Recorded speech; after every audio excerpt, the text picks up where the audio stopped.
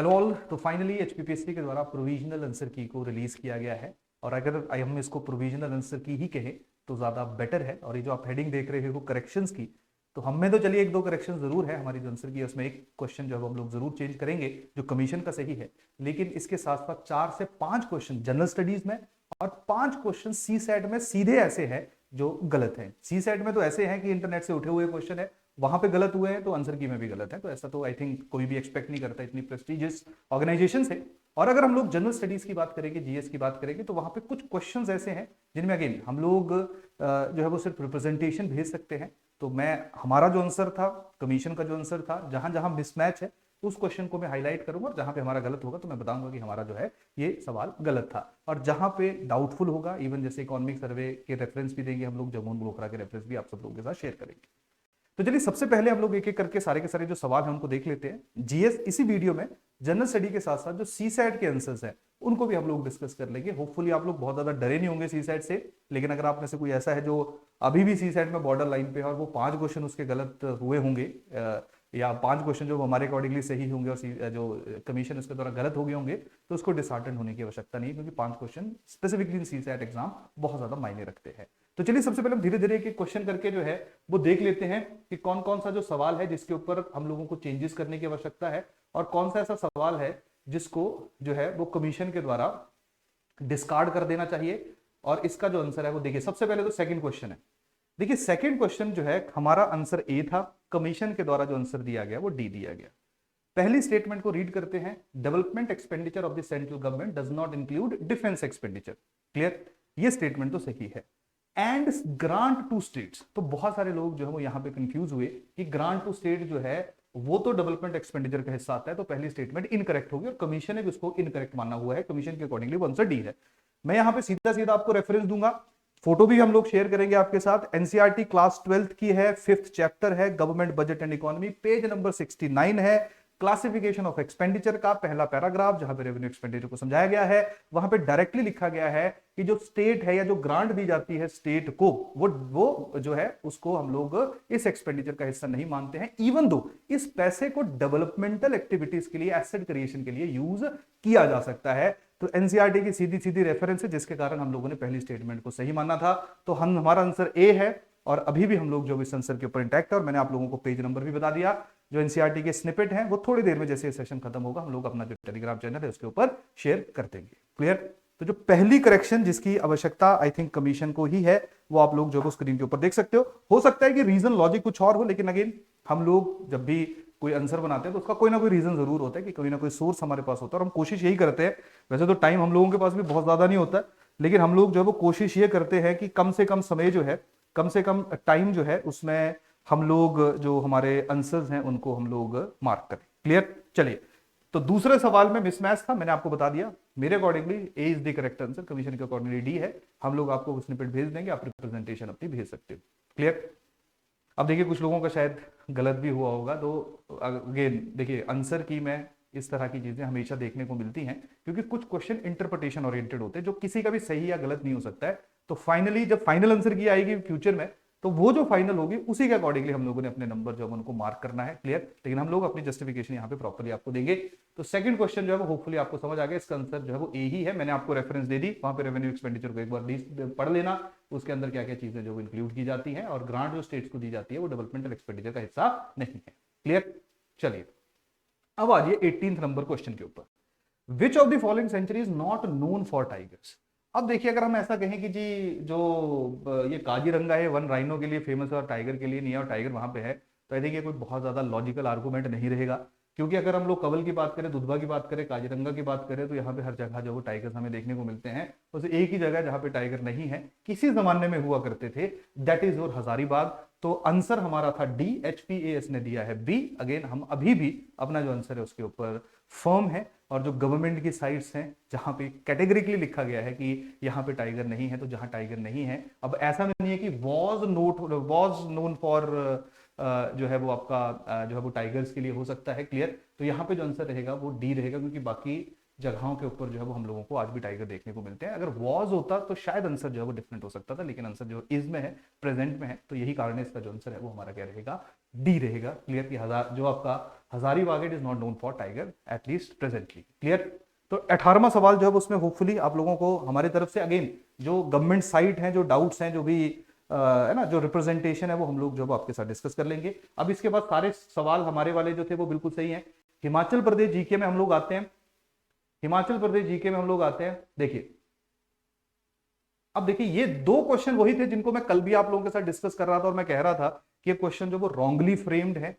अभी भी मैं यही कहूंगा कि क्वेश्चन रॉन्गली फ्रेम्ड है। इन क्वेश्चंस को तो डिस्कार्ड कर देना चाहिए या इनके पीछे का जो रीजन है वो हम लोगों को बताना चाहिए। देखो, पहली स्टेटमेंट कल का सेशन देख लो, फर्स्ट स्टेटमेंट इज करेक्ट, मैंने मेंशन किया है। सेकंड स्टेटमेंट जो है वो कहीं पे भी हम लोगों को देखने को नहीं मिलती है। तीसरी जो स्टेटमेंट, अब देखिए कमीशन ने इसका आंसर दिया है बी, यानी कि पहली तो सही है, बिल्कुल जस्टिफाइड है। इसने तीसरी स्टेटमेंट जब उसको भी सही मानना है, तो अभी मेरे पास जगमोहन बलोकरा किताब है, जगमोहन बलोकरा पेज नंबर 10 है, ये वाला एडिशन है। क्लियर। अब आपके पास आई डोंट नो कौन से वाला होगा जो वॉल्यूम 1 और वॉल्यूम 2 करके आया हुआ था।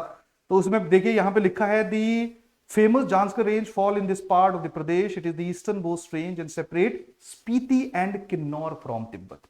तो अगर ये किताब में गलत दिया हुआ है तो फिर सही आंसर जो वो कहां से रखा गया है उसके बारे में जो हम लोगों को जरूर पता होना चाहिए। तो तीसरी स्टेटमेंट तो वैसे भी गलत है। अगेन हम लोगों के लिए जो सोर्स मटेरियल है दैट इज जगमोहन बलोकरा, तो उसके अकॉर्डिंगली स्टेटमेंट जो वो गलत है।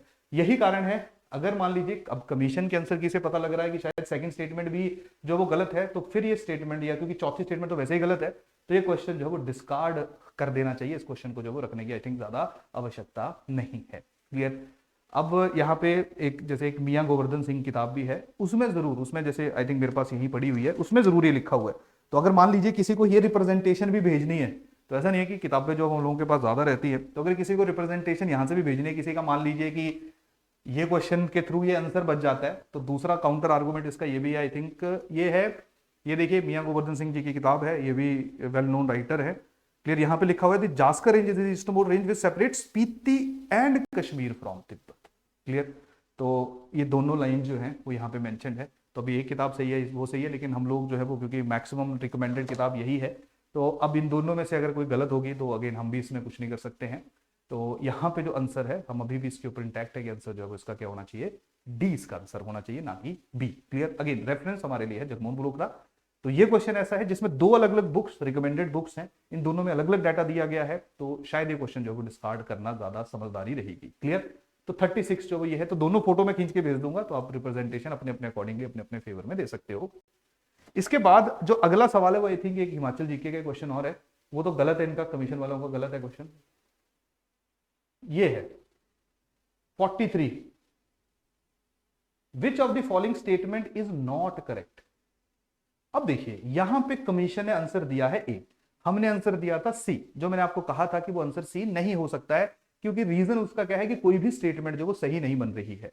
यहां पे पूछा गया विच of the following statement is not correct, commission बोलता है जी तीसरी स्टेटमेंट, यहां लिखा है थर्ड ओनली इनकरेक्ट है, लेकिन ऐसा नहीं है। दूसरी स्टेटमेंट भी गलत है, ठीक है, चौथी स्टेटमेंट भी गलत है, सिर्फ पहली स्टेटमेंट ही सही है। तो इसके अकॉर्डिंगली जो है वो कोई भी जो है वो आंसर आप लोगों का नहीं बन सकता है। तो सी हमने सिर्फ इसलिए दिया था कि कोई ऑप्शन नहीं बन रहा था तो सी दे देते, लेकिन ये क्वेश्चन भी दूसरा ऐसा है जहां पे आई थिंक वो यहाँ पे कुछ चेंज करने की जो है वो कोशिश कर रहे होंगे, लेकिन चेंज जो है वो नहीं हुआ होगा। तो 43 का जो आंसर है वो अगेन ये क्वेश्चन, इसका कोई भी आंसर नहीं बनेगा क्योंकि क्वेश्चन ही रॉन्गली फ्रेम्ड था। तो ये क्वेश्चन क्योंकि कोई भी ऑप्शन इसका जो परफेक्टली इसको सेटिस्फाई नहीं कर रहा है, तो ये क्वेश्चन भी डिस्कार्ड हो जाना चाहिए। अगेन इकोनॉमिक सर्वे इसी साल का पेज नंबर 82, 82 नंबर पेज पे आप सारी की सारी जानकारी जो वो देख लेते हो, देख सकते हो। तो वहां पे ना टारगेट ऑफ फूड प्रोडक्शन ढंग से पढ़ लेना, rather than total food production, दोनों में डिफरेंस होता है। क्लियर।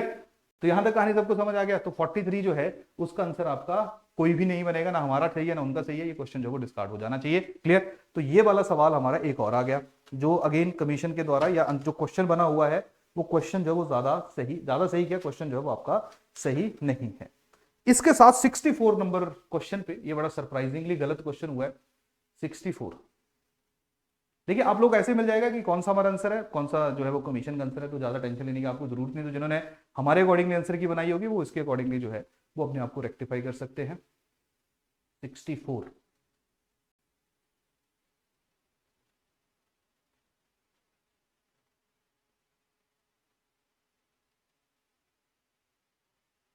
ये यूक्रेन वाला बॉर्डर है, ठीक है जी।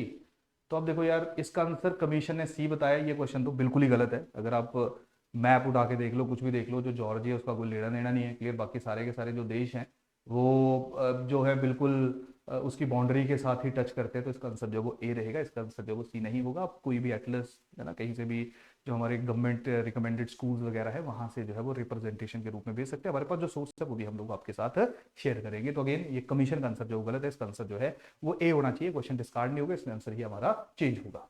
अब इसके बाद एक और क्वेश्चन था, आई थिंक एक लास्ट क्वेश्चन है जिसमें चेंजेस की आवश्यकता है। लास्ट नहीं, एक पॉलिटी का क्वेश्चन है।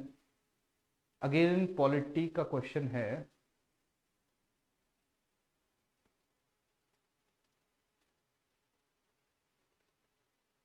हाँ अब देखो, no doubt procedure established by law का मतलब तो होता यही है। प्रोसीजर एस्टेब्लिश्ड बाय लॉ का मतलब यही होता है कि जो पार्लियामेंट है वो कैसा भी लॉ बनाए, जुडिशरी जो है उसको स्क्रूटनाइज नहीं कर सकती है, उसकी वैलिडिटी को क्वेश्चन नहीं कर सकती है। क्लियर।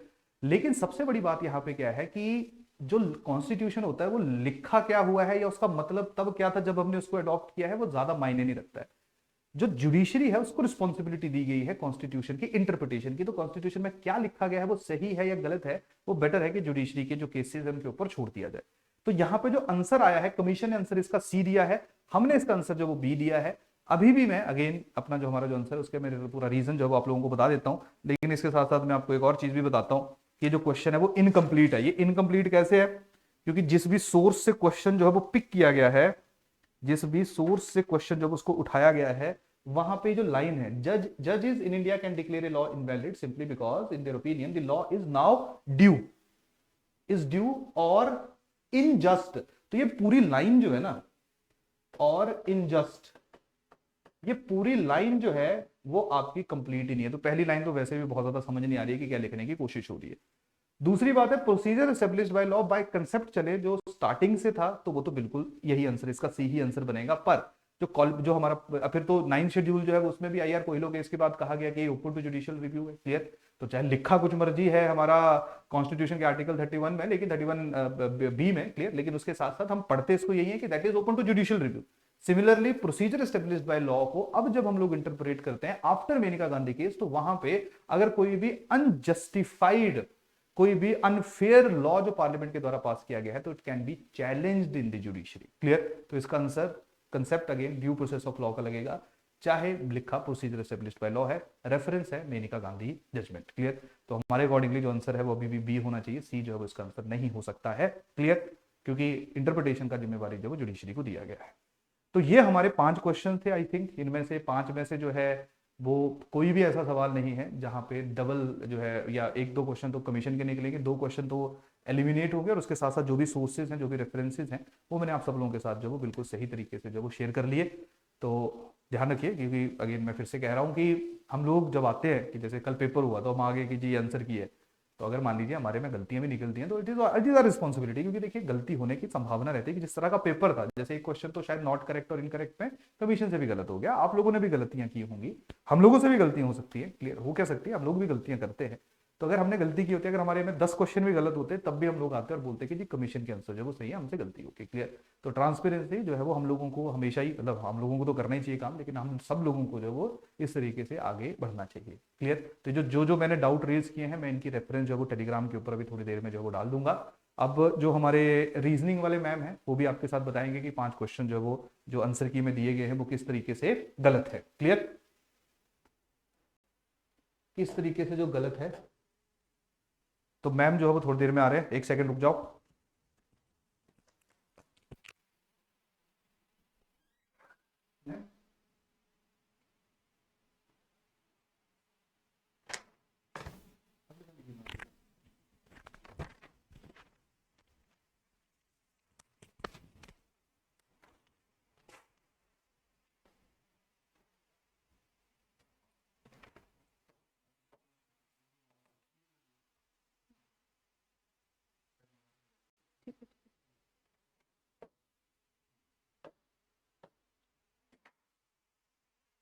ओके स्टूडेंट्स, तो जैसे कि आपकी प्रोविजनल आंसर की आ चुकी है कमीशन की तरफ से, एंड थैंकफुली वो प्रोविजनल है बिकॉज आपने अगर कल का सेशन लगाया होगा, आपने ये ज़रूर देखा होगा कि आपके एप्टीट्यूड टेस्ट में अगर आप आंसर की से मैच करो, आपके एप्टीट्यूड टेस्ट के 6 आंसर मैच नहीं कर रहे। एक क्वेश्चन को हम बेनिफिट ऑफ डाउट फिर भी दे सकते हैं, पर 5 क्वेश्चन तो उनके बिल्कुल ही गलत है कमीशन के। एंड हम बहुत ही सरप्राइज्ड है कि इनमें एरर क्या है। हमने आज आपको पूरा एरर दिखाएंगे, किस तरह से उन्होंने क्या गलती करी है क्वेश्चन में, गलत आंसर क्या सोच के दिया है।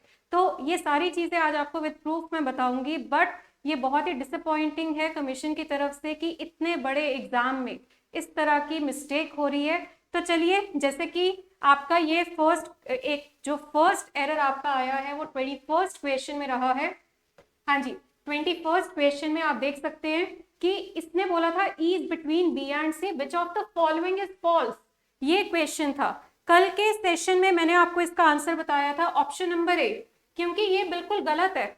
कमीशन का कहना है इसका आंसर ऑप्शन नंबर बी है, और कमीशन ने गलती क्या की है, उसने ये बता दिया कि ट्रू क्या है। तो ये मिस्टेक्स तो हम स्टूडेंट से एक्सपेक्ट करते हैं, कमीशन से नहीं करते हैं कि आप गलत आंसर दे रहे हैं। ये इस हिसाब से कि वो आपको पूछ रहा है कि फॉल्स बताइए, और कमीशन ने आंसर की में जो आंसर दिया है वो इस हिसाब से बताया है कि उन्होंने गलती से वो ऑप्शन चूज कर दिया कि जो एक्चुअली ट्रू था।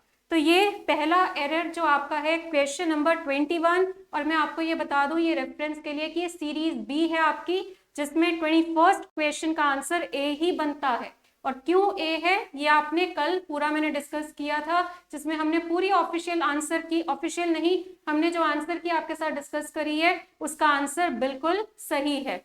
आगे बढ़ते हैं। अच्छा, ये वाला क्वेश्चन मैं आपको बताना चाहूंगी, ये पूरा कॉपी पेस्ट है और इसमें जो एरर है वो भी कॉपी पेस्ट का एरर है।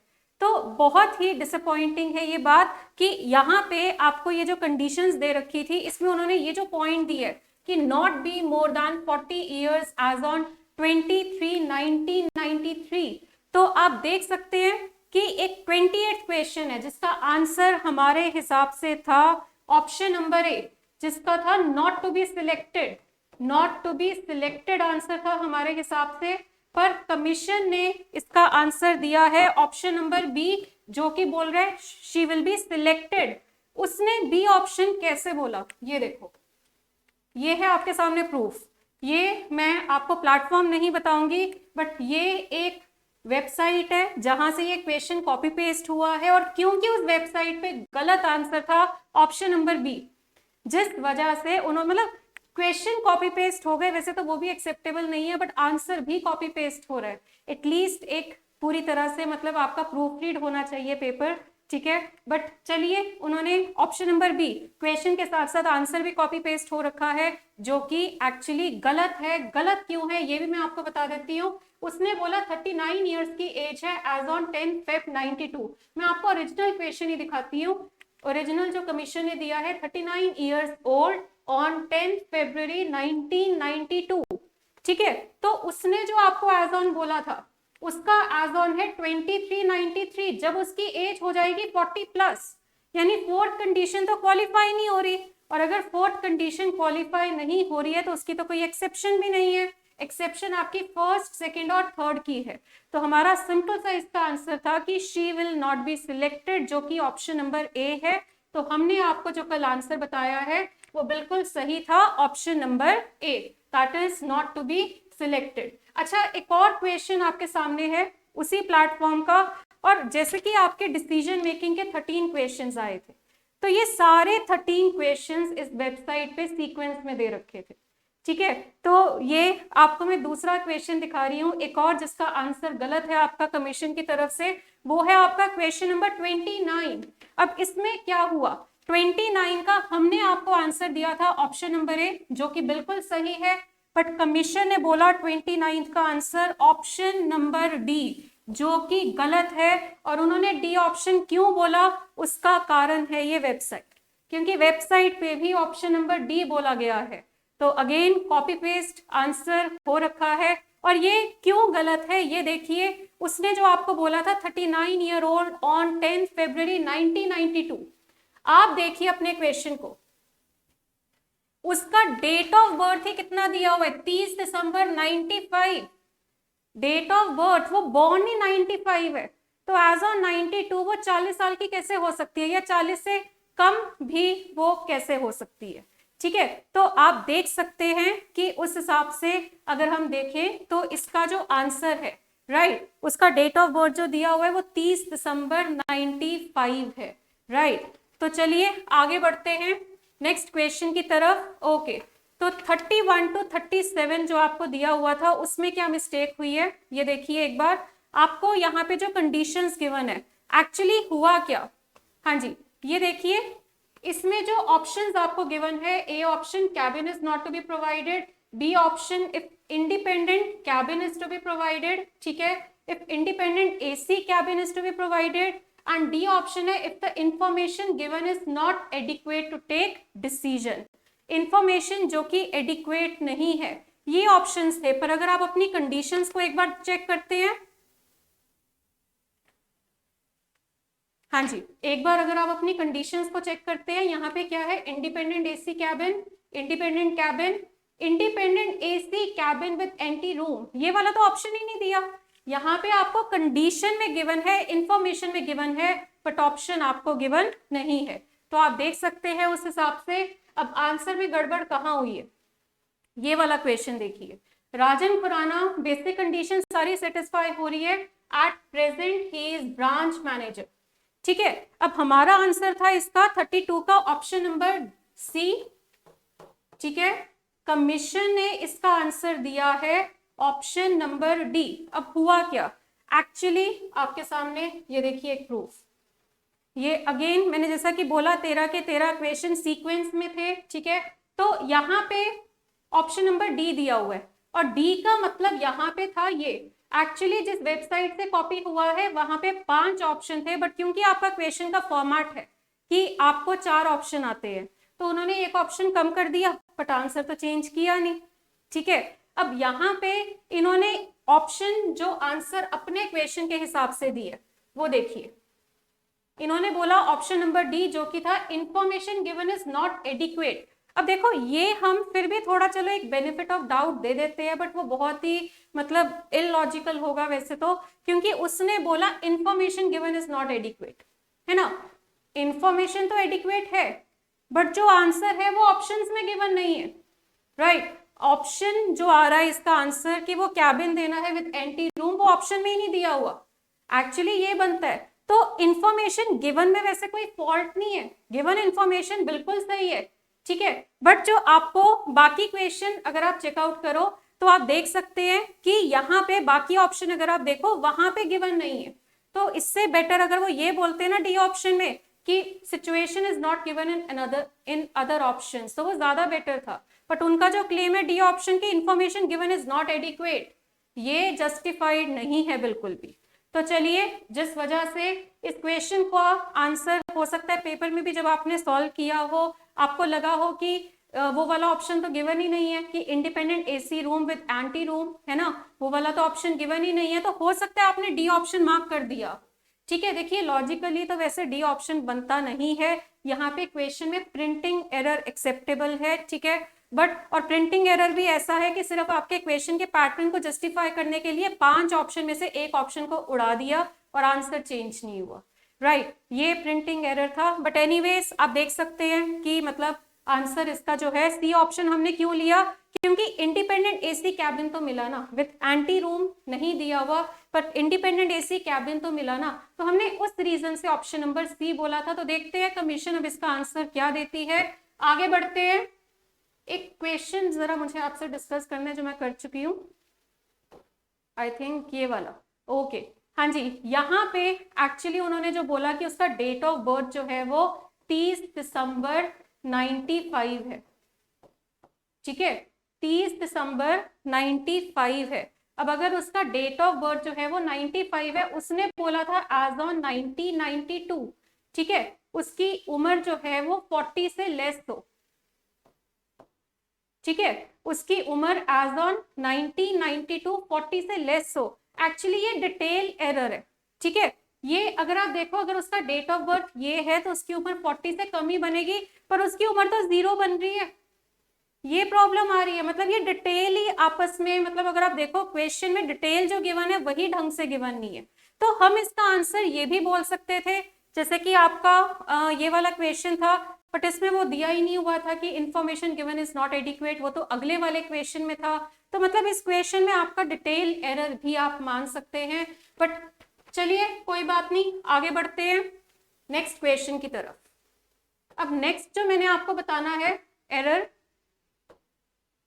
वेन डायग्राम का। अब ये तो आप बहुत हैरान होंगे देख के कि हमने अभी चेकआउट किया कि यहाँ पे ना ये वाला जो 2 है इसकी गड़बड़ है, ये वाले 2 की गड़बड़ है। और गड़बड़ क्या है? ओरिजिनल क्वेश्चन, अगेन किसी वेबसाइट का क्वेश्चन है जो आपके सामने, ये किसी वेबसाइट का है। आप देखिए यहाँ पे ये 7 है, ये 5 है, ये 2 है, इनसे गलती से कॉपी पेस्ट करते हुए गलत प्रिंट हो गया, इन्होंने अंदर 2 एक और लिख दिया, ये मिस्टेक थी। और आंसर इन्होंने जो आंसर की में दिया है वो इस डायग्राम के हिसाब से है, ठीक है। जो आपके आंसर मतलब जो आपके पेपर के क्वेश्चन है उनका आंसर इस डायग्राम के हिसाब से आ रहा है, और आपका जो ओरिजिनल क्वेश्चन है उसमें देखो यहाँ पे 2 आ रहा है, ये वाला 2 2 बार प्रिंट हो रखा है, अगेन कॉपी पेस्ट एरर, ठीक है। तो आप देख सकते हैं कि ये सबसे बड़ी गलती हुई जिस वजह से इसके 48 और 50th आंसर में दिक्कत आई। 49 वाले में आज सच ये प्रॉब्लम नहीं आई क्योंकि 49th में जो चीज पूछी गई थी उस चीज में आज सच हमें कोई खास प्रॉब्लम ही नहीं आ रही सॉल्व करने में, इस 2 के होने या ना होने से कोई फर्क ही नहीं पड़ रहा, ठीक है। बट 48 का आंसर तो देखो बिल्कुल ही गलत है, 48 का तो बिल्कुल ही गलत है। क्यों? क्योंकि 48 में उसने आपसे पूछा था, ओके 48 में उसने आपसे पूछा था कि हाउ मेनी, कितनी फीमेल ग्रेजुएट्स है जो कि सेल्फ एम्प्लॉयड है, how many female graduates are self employed. ये देखो ये फीमेल ग्रेजुएट्स है, ये सेल्फ एम्प्लॉयड है, इनके कॉमन में 5, ठीक है, ये 5 और 8 आ रहा है ना। तो 8 + 5 करके हमारा आ रहा था 13, पर उन्होंने पता है क्या किया, ये थी सेल्फ एम्प्लॉयड और ये थी आपकी सेल्फ री एम्प्लॉयड विद कुछ बैंक लोन था आपको दिया हुआ। देखिए सिंपल सी बात है, उन्होंने क्या किया, जहां पे क्वेश्चन में सेल्फ एम्प्लॉयड है उन्होंने ये दोनों सर्कल कंसिडर किए, है ना। बट अगर आप दोनों को ही सेल्फ एम्प्लॉयड कंसिडर कर रहे हैं तो आपको ये 2 अलग अलग कंडीशंस देने की जरूरत ही नहीं है, ठीक है। तो वैसे तो अगर आप इस क्वेश्चन को लॉजिकली देखो तो अगर वो बोल रहे हैं फीमेल ग्रेजुएट्स और सेल्फ एम्प्लॉयड तो ये वाला सर्कल हम लेंगे नहीं, मतलब कि आपका जो मतलब इसमें एक्स्ट्रा आ गया बट एक्स्ट्रा वाला नहीं लेंगे, सिर्फ 5 और 8 लेना था। पर उन्होंने क्या किया, 8 + 5 + 7 करके इसका आंसर जो है वो 20 निकाला है। पर ओरिजिनली हमारे क्वेश्चन में ये 2 एरर है, ये कौन बताएगा, ठीक है। ये हमें कैसे पता लगेगा कि ये 2 मिसप्रिंट हो रखा है, तो ये आपकी गलती हो रखी है कमीशन की तरफ से डायग्राम में, ठीक है। और आगे फिर बढ़ते हैं, जिस वजह से प्रॉब्लम आई आपको क्वेश्चन नंबर 48 में, ठीक है। हमारे हिसाब से इसका आंसर था आई थिंक अभी मैंने बताया 13, ठीक है, बट कमीशन कह रही है 20, जो सोर्स के डायग्राम के हिसाब से 20 आ रहा है, पर कमीशन के दिए हुए डायग्राम में जिसमें कि मिसप्रिंट हो रखा है उसके हिसाब से 20 बन ही नहीं रहा, ठीक है। सो इसी तरह से 49 में जैसे कि मैंने आपको बताया आज सच कोई प्रॉब्लम नहीं थी। 50th question, how many non graduates. अब यहाँ पे हमारा आंसर कमीशन से वेरी क्यों कर रहा है, सिर्फ ये कारण है कि उन्होंने री एम्प्लॉयड को उन्होंने सेल्फ एम्प्लॉयड ही लिया, जो कि लॉजिकली होना नहीं चाहिए बट उन्होंने इस वजह से किया। तो ये इस क्वेश्चन को हम एक बेनिफिट ऑफ डाउट दे देते हैं, ठीक है, कि ठीक है उन्होंने री एम्प्लॉयड और सेल्फ एम्प्लॉयड एक माने, ठीक है। इस क्वेश्चन को हम फिर भी बेनिफिट ऑफ डाउट एक दे सकते हैं, बट इसके अलावा जैसे कि आपको मैंने अभी 6 क्वेश्चन बताए जिसमें से सिर्फ एक क्वेश्चन को मैं एक बेनिफिट ऑफ डाउट दे रही हूं, जो कि आपका है क्वेश्चन नंबर 50। देखिए वैसे तो लॉजिकली बनता यही है कि सेल्फ एम्प्लॉयड अलग होना चाहिए, री एम्प्लॉयड अलग होना चाहिए, पर उन्होंने दोनों को एक साथ माना, ठीक है। बट उसके बावजूद भी आपका क्वेश्चन नंबर 48 तो गलत है, और उसके गलत होने का रीजन है डायग्राम में मिस्टेक, डायग्राम की मिस्टेक, ठीक है। तो एक तो ये क्वेश्चन का आंसर आपका गलत है, उसके बाद जैसे कि मैंने बताया 32 आपका गलत था, ठीक है। उसमें भी आपका क्या था, वही copy paste error, copy paste error था आपका। और उसके बाद यही प्रॉब्लम आई 28 में, 29 में, ठीक है, और आपकी 21 में वही प्रॉब्लम क्या थी, देखो 21 में तो बहुत ही अजीब सी प्रॉब्लम थी, इनमें भी वही कॉपी पेस्ट एरर था, और 21 में क्या एरर था, उन्होंने बता दिया ट्रू और पूछा खुद ही उन्होंने था फॉल्स। तो ये मिस्टेक्स हुई हैं आपकी सीसैट में। 6 क्वेश्चन मैंने अभी आपको बताए कल के सेशन में, जो हमने आंसर डिस्कस किए थे सारे आंसर मैच कर रहे हैं एक्सेप्ट ये 6 क्वेश्चन, 6 में से 5 तो आपको मैंने बता दिया क्यों गलत है, और एक क्वेश्चन जो कि आपका क्वेश्चन नंबर 50 है उसको हम एक बेनिफिट ऑफ डाउट दे देते हैं, ठीक है। बट ये 5 क्वेश्चन गलत होने का रीजन हमें बहुत शॉक कर रहा है कि कमीशन ने एक मतलब आपके जो क्वेश्चन है वेबसाइट से उठाए जा रहे हैं, कॉपी पेस्ट करने में प्रॉब्लम आ रही है, या फिर वो प्रूफ रीड नहीं हो रखे हैं, आपको पेपर HPS का पेपर हो रहा है और उसमें वो क्वेश्चन कॉपी पेस्ट वाले भी प्रूफ रीड नहीं हो रहे हैं। तो ये बहुत ही डिसअपॉइंटिंग और शॉकिंग है कमीशन की तरफ से। तो हमें उम्मीद है कि जो आपकी प्रोविजनल आंसर की है वो अपडेट हो जाएगी और आगे से एटलीस्ट ऐसी गलतियां कॉपी पेस्ट एरर जो है वो कमीशन की तरफ से नहीं होंगे। तो अब हम वेट करेंगे ऑफिशियल आंसर की जिसमें कि आपके ये जितने भी आंसर्स है वो सारे के सारे उम्मीद है हमें कि रेक्टिफाई हो जाएंगे, और हम भी आपकी तरफ से कमीशन को लिखेंगे कि इन क्वेश्चंस में जो इन्होंने गलत दिए हैं, आंसर गलत दिए हैं, क्वेश्चन में एरर है, उनमें जरूर मतलब इम्प्रूवमेंट्स लाई जाए और आपकी आंसर की जो है वो अपडेट होए। और एक और क्वेश्चन आपको याद होगा, वो वैसे देखो उसका अगर आप सोचो ग्रेस मार्क मिलेगा बनता तो नहीं है, बट हाँ कमीशन की वो एक मिस्टेक है। एक आपका क्वेश्चन नंबर 47 था, उसमें आपको एक पजल दी हुई थी सर्कल वाली 43 to 47, डायरेक्शंस में बोला था 43 to 47, जिसमें कि नाम था अमित, खूब सारे नाम थे, अमित था, पर 47 में वो अमित की बजाय ए लिख गए। तो ये भी वही कॉपी पेस्ट एरर है, बट क्योंकि और कोई पर्सन ए से नहीं था तो ये तो हम समझ सकते हैं कि ठीक है ए मीन्स अमित, पर फिर भी ये देखो इतने बड़े पेपर में ये चीजें हम एक्सेप्ट नहीं कर सकते। इतने स्टूडेंट्स जो हैं एग्जाम दे रहे हैं और इतना बड़ा प्लेटफॉर्म है, इतनी बड़ी कमीशन है, और इस तरह के एरर्स जो है हमें उम्मीद है कि आगे फिर कभी नहीं होंगे। तो चलिए उम्मीद के साथ ये सेशन ओवर करते हैं कि आपकी आंसर की जो है वो अच्छे से अपडेट हो जाए और जितने भी गलत आंसर्स है वो सारे आपके चेंज हो जाए। Thank you students.